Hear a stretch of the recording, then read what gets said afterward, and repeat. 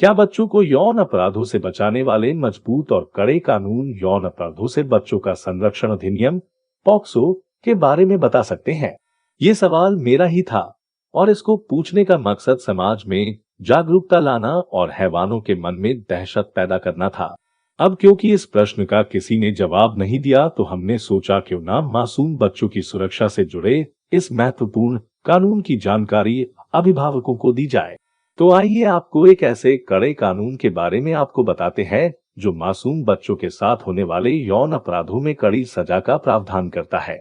ये कानून है लैंगिक अपराधों से बालकों का संरक्षण अधिनियम 2012।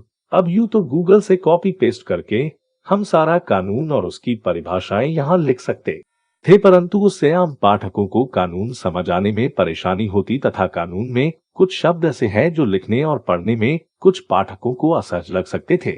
इसलिए अब हम, क्योंकि अपनी माँ की नजरों में बड़े वकील है, तो आपको आसान भाषा में इस कानून को समझाते हैं। इस कानून में बालक का अर्थ है कोई भी लड़का या लड़की जो 18 वर्ष से कम है।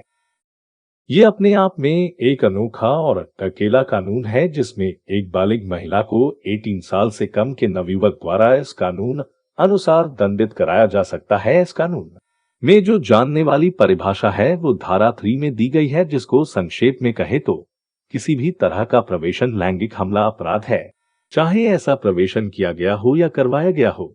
यानी यदि किसी महिला ने किसी 18 वर्ष के लड़के से संबंध स्थापित किए तो वो महिला इस अपराध की दोषी हो सकती है। यहाँ एक बात और महत्वपूर्ण है कि प्रवेशन कहीं भी हो, जैसे मुख में या किसी भी अन्य अंग में, वो प्रवेशन माना जाएगा।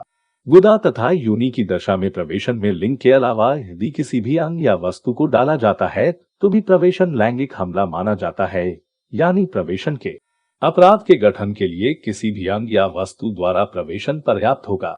तो जो भी हैवान, चाहे वो मर्द हो या औरत, उपरोक्त अपराध करेगा उनको इस कानून की धारा 4 के अनुसार कम से कम 7 साल या अधिकतम उम्र कैद जितनी सजा पाएगा। अंग को दिखाया भर भी तो भी तुमको सजा हो सकती है।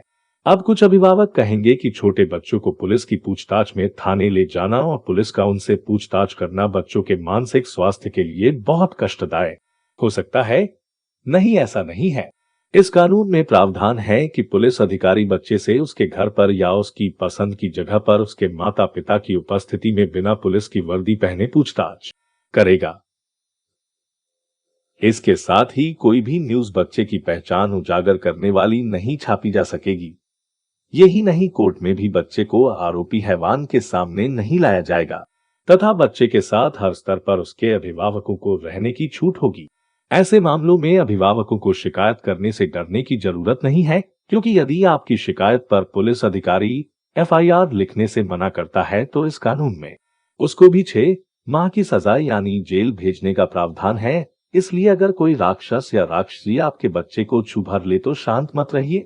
कानून बहुत सख्त है और आपके हमारे बच्चों पर बुरी नजर डालने वालों को उम्र कैद की सजा करवाकर बच्चों को इंसाफ दिलवाने में सक्षम।